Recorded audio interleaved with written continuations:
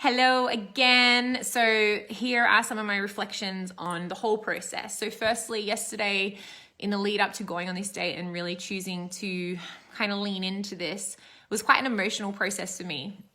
It felt initially challenging, not on the date, but just in the process of like choosing to kind of go and put myself out there. And one thing that's massive that I want to say is when there's something going on inside that you're not really super aware of, it can literally be running the show and making your decisions for you from a totally unconscious level. But the moment that we bring awareness to it and the moment that we start to go, and like catch that thing, that's the instant moment where it stops having power over you. And you can choose in any moment to like be and act in a different way. And so that's kind of exactly what happened to me. So even though the initial realization that I wasn't putting myself out there was quite painful, when I realized that I was so petrified of the potential of getting hurt again, as soon as I made that realization, everything started to shift. So it felt easier to go and put myself on a date because my conscious mind is like, this is not a scary thing. Like, I can totally do this.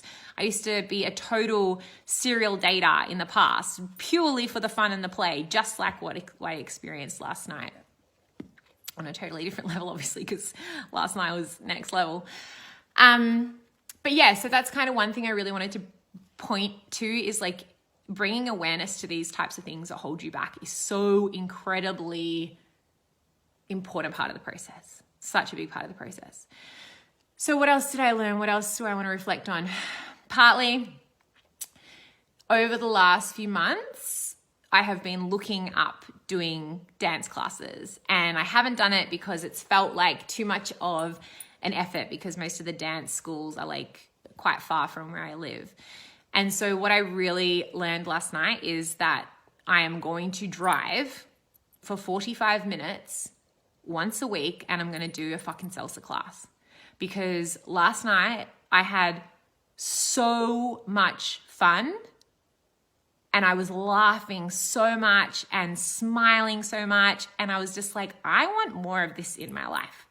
And so I'm going to do whatever it takes. And that's going to include driving quite a distance to find myself in a salsa class every week. So that's something that I'm going to commit to moving forward into this year. So I love salsa. That's the lesson there. The next one is that the universe always has my back. And so when I was sitting there in those moments, like contemplating, bailing, ghosting, like leaving this quite mundane date, having the faith that I wasn't put there by mistake. Like I didn't go through that whole process in the lead up and that whole process yesterday to simply go on a mundane date. So I knew there had to be more to it. Like there had to be something else that there was for me to like receive through this process. And if I had have been impatient and just bailed and not followed my desire, which was to really see this live music, whether my date was there or whether I was by myself or with friends or whatever, I wanted to see that music. If I hadn't have followed that, I would have gone home after having quite a boring, mundane date. And that is not me bagging this guy out. We just didn't have the kind of chemistry that I desire to have when I'm meeting somebody that I find really interesting. And I'm sure he will be perfectly amazing for another girl, just not me. And by having that patience and having that faith and having that trust that there's got to be something else, I was led to have like the most fun couple of hours that I've had in the longest time ever. So that was really beautiful and really amazing. And sometimes when we find ourselves in an average situation or in a situation that is kind of less than desirable for me, I was like on an average date. I think it's really important to trust that sometimes there's a higher purpose to that. So maybe it's to get a lesson or to gain something from the situation. Maybe it's to give something from the situation. And for me last night, it was like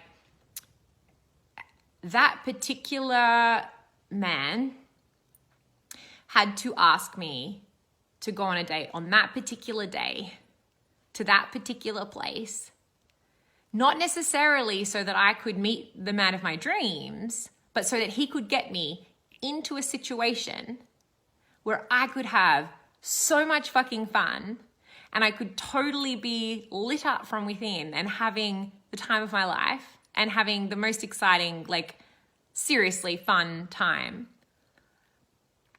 And had that not have been him, then that probably wouldn't have happened.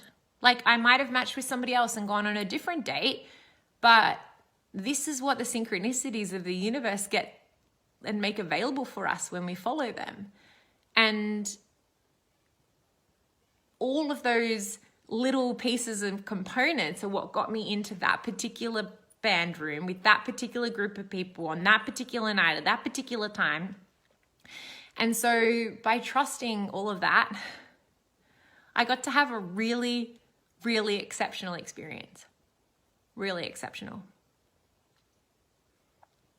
So if you find yourself in a scenario where it's less than desirable, I think it's really important to just check in and be like, what could be the higher purpose of this? What is it that I could be gaining if I was choosing to see this from a different perspective? And what can I potentially give to this situation? Like, how can I make it better? And on the note of like the real choice to open my heart and move into this whole process of the date with an open heart, I noticed myself a couple of times in the kind of part of the date where I was like, I kind of want to leave. I noticed myself feeling like that. And I was like, Carissa, you chose to go into this with an open heart. Stop bailing out. Open your heart. And so although I wasn't necessarily opening my heart to him, I was opening my heart in a bit of a broader sense, like just soften into the situation, like allow there maybe to be some more magic to come. Like, you know, maybe he's nervous, maybe, I don't know, a million other things. Maybe it's just not the right night, whatever. And again, I realized when I ended up dancing that by going into the date with that attitude, by allowing myself to go with the flow and to trust that there might be something more coming to the table, I was able to have a really, really amazing heart-opening experience. And to add on to that, I don't know how many of you women have salsa danced with a man who knows how to salsa or any other type of partner work dancing. But for someone who's been spending a lot of time and a lot of development on really embracing and uncovering more of my feminine and divine feminine qualities, like my goddess qualities, to be led by a man around a dance floor when you don't really know exactly what you're doing, and he is leading you with such humility and grace and just allowing you to have fun and also truly leading from a beautifully masculine space. That is so beautiful and so healing. And for me in the past, like in the years gone by when I've learned salsa or other dancing things with partner work, I've really struggled to not lead because I was so heavily in my masculine. And so to be led and to surrender to that and to continue throughout the dance to just stop and take a breath and relax and be led was a magical experience in and of itself.